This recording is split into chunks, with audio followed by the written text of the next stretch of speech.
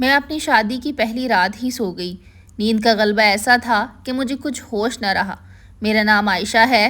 میں ایک امیر باپ کی بیٹی ہوں، لیکن امیری اور غریبی کا تعلق آپ کی قسمت سے نہیں ہوتا۔ میں اپنے گھر میں سب سے لاڈلی ہوں۔ مجھے کبھی بھی کسی چیز کی کمی نہیں ہوئی۔ مجھے کچھ بھی چاہیے ہوتا تھا تو اس کے لیے مجھے کسی کو کہنے کی ضرورت نہیں پڑتی تھی، کیونکہ وہ بات میری خواہش کرنے سے پہلے ہی پوری ہو جاتی تھی۔ میری ہر فرمائش پوری کی جاتی تھی، چاہے وہ جتنی مرضی عجیب ہو۔ میری فرمائش میرے گھر والوں کے لیے حکم کا درجہ رکھتی تھی۔ زندگی ایک خواب کی طرح تھی، مگر تقدیر کے لکھے کو کون ٹال سکتا ہے۔ مجھے اپنی سہیلیوں کے ساتھ باہر گھومنے پھرنے کا بہت شوق تھا۔ چند دن پہلے میرے امتحان ختم ہوئے تھے اور میں اکثر ہی اپنی سہیلی کے ساتھ باہر گھومنے پھرنے جایا کرتی تھی۔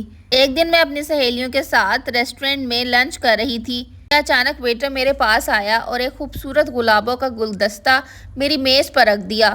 یہ آپ کے لیے ہے میم، اس نے مسکرا کر کہا۔ میں حیران رہ گئی۔ میرے لیے؟ مگر یہ کس نے بھیجا ہے؟ ویٹر نے بس اتنا کہا کہ کوئی صاحب آئے تھے، انہوں نے دیے ہیں اور اب وہ صاحب جا چکے ہیں۔ میں نے اسے مذاق سمجھ کر نظر انداز کر دیا، لیکن یہ سلسلہ رکا نہیں۔ اب میں جہاں جاتی تھی وہاں پر مجھے پھول ملنے لگے، کبھی کالج کے باہر، کبھی کسی پارک میں اور کبھی میرے گھر کی دہلیز پر۔ مجھے ان پھولوں کی خوشبو سے ایک عجیب سی انسیت ہونے لگی تھی، اور ساتھ ہی یہ تجسس بھی تھا آخر یہ پھول دینے والا ہے کون۔ خوبصورت تو میں تھی ہی، اوپر سے امیر بھی تھی۔ مجھے لگا تھا کہ شاید مجھے کوئی ٹریپ کرنے کی کوشش کر رہا ہے، لیکن کہیں نہ کہیں مجھے یہ انداز بہت زیادہ پسند آ رہا تھا۔ ایک دن میں پارک میں اپنی فرینڈز کے ساتھ واک کر رہی تھی۔ میں نے دیکھا بینچ کے اوپر ایک خوبصورت گلابوں کا گلدستہ پڑا ہے۔ میں نے ادھر ادھر دیکھا تو مجھے ایک وائٹ کلر کی شرٹ میں خوبصورت سا لڑکا جاتا ہوا نظر آیا، لیکن میں صرف اس کی بیک سائیڈ ہی دیکھ سکی تھی۔ میں بھاگتے ہوئے اس لڑکے کے پیچھے گئی، لیکن تب تک وہ اپنی گاڑی میں بیٹھ کر جا چکا تھا۔ اب گھر میں میری شادی کی باتیں چلنے لگی تھیں۔ میرے لیے ایک امیر لڑکے کا رشتہ آیا تھا جو کہ ہمارے سٹینڈرڈ کا تھا، لیکن میرے دل و دماغ میں ابھی بھی وہ پھول والا لڑکا ہی گھوم رہا تھا۔ کہیں نہ کہیں میں اس لڑکے سے ملنا چاہتی تھی اور بات کرنا چاہتی تھی، لیکن پھر مجھے سمجھایا گیا کہ رشتہ بہت اچھا ہے تو تم شادی کے لیے ہاں کر دو۔ مگر میرے دل میں ابھی بھی اسی پھول والے لڑکے کا خیال تھا، اور اسی وجہ سے میں نے اپنے ہونے والے شوہر کی تصویر تک نہیں دیکھی تھی۔ میرے گھر والوں نے مجھے کہا تھا کہ تم اگر چاہو تو جس سے تمہاری شادی ہونے والی ہے اس لڑکے سے بات کر سکتی ہو، مگر میں نے صاف انکار کر دیا۔ مجھے اس لڑکے سے بات نہیں کرنی تھی، مجھے تو اسی پھول والے میں ہی انٹرسٹ تھا، کیونکہ میں اس لڑکے سے ملی نہیں تھی اور میں نے اس کو دیکھا بھی نہیں تھا، اور اس کے بعد وہ دوبارہ پھول دے کے بھی نہیں گیا، تو میں کچھ کہہ نہیں سکتی تھی، نہ اپنے گھر والوں سے اور نہ کسی اور سے۔ دن گزرتے گئے لیکن میرے لیے دوبارہ پھول نہ آئے۔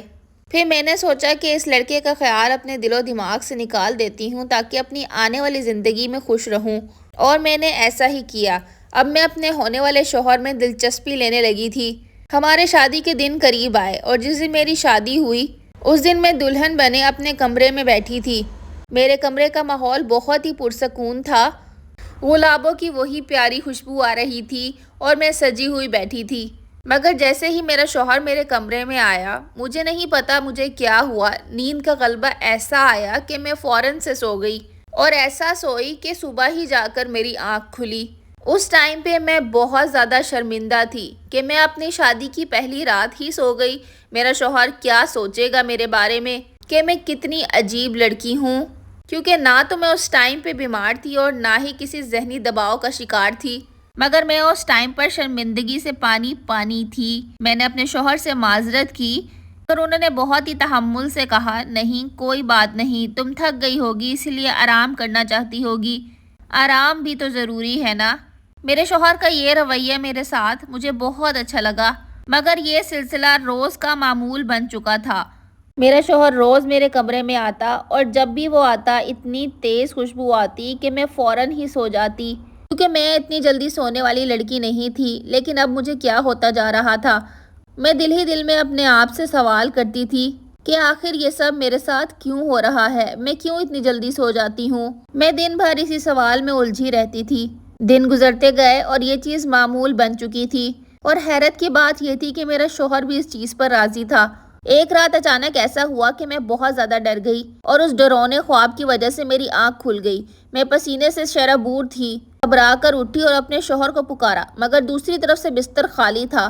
میں اٹھی اور پورے گھر میں اپنے شوہر کو ڈھونڈا، مگر وہ نہیں ملے۔ مگر پھر میں نے دیکھا کہ میرا شوہر باہر سے آ رہا ہے۔ میں نے پوچھا، اتنی رات کو آپ کہاں تھے؟ تو انہوں نے کپکپاتی ہوئی آواز میں کہا کہ میں باہر ٹہل رہا تھا، مجھے نیند نہیں آ رہی تھی اور کمرے میں مجھے گھبراہٹ ہو رہی تھی۔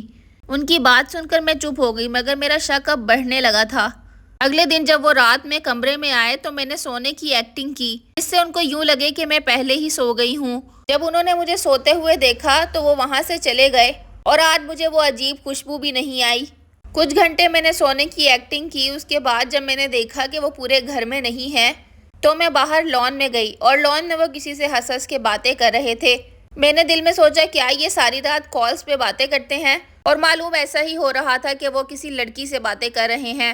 اب مجھے سمجھ آ گیا تھا کہ میرا شوہر مجھے دھوکہ دے رہا ہے، وہ کسی اور لڑکی سے باتیں کرتا ہے اور مجھے رات میں سلا دیتا ہے، اور وہ پرفیوم کوئی نشہ آور چیز ہے۔ اب میری طبیعت خراب رہنے لگی تھی۔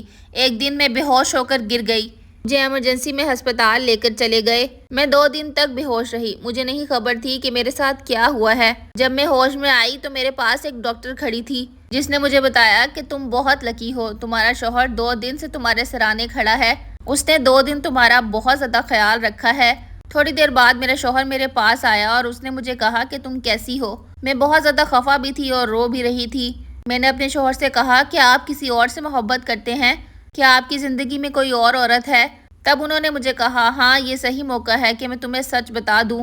تو پھر انہوں نے مجھے بتایا کہ ان کو کینسر ہے اور رات کو میرے سونے کے بعد وہ اپنی ڈاکٹر سے بات کرتے ہیں اور اپنے کیس کو سالو کرنے کے لیے کچھ پلان بنا رہے ہیں۔ میرا کینسر ابھی بہت زیادہ پھیلا نہیں ہے تو اس کا ٹریٹمنٹ پاسبل ہے۔ میں تمہارے سامنے اپنی بیماری کا کوئی ذکر نہیں کرنا چاہتا تھا۔ میں شادی سے پہلے سے ہی تم سے محبت کرتا ہوں اور وہ پھول بھی میں ہی بھیجتا تھا۔ میں نے اپنی شکل تمہیں پہلے کبھی نہیں دکھائی تھی۔ اپنی بیماری کا بتا کر میں تمہیں تکلیف نہیں دینا چاہتا تھا، اور اس تکلیف کا بھی مجھے شادی سے 2 دن پہلے ہی پتہ لگا تھا۔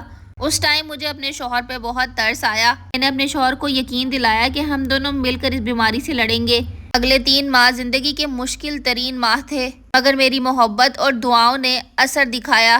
میرے شوہر کا علاج بہت اچھے سے ہوا اور وہ مکمل طور پہ صحت یاب ہیں۔ اگر صرف رشتوں سے شک نکال دیا جائے تو زندگی بہت ہی خوبصورت ہو جاتی ہے۔ کبھی کبھی جو ہمیں دکھائی دیتا ہے وہ سچائی نہیں ہوتی، کبھی کبھی جو ہم آنکھوں سے دیکھتے ہیں اور کانوں سے سنتے ہیں وہ بھی سچ نہیں ہوتا۔ اگر آپ غور و فکر کریں گے تو ضرور سچائی آپ کے سامنے آ جاتی ہے۔ کیسی لگی کامنٹ باکس میں ضرور بتائیے گا۔ ملوں گی ایک اور نئی اور انوکھی کہانی کے ساتھ۔ اللہ حافظ۔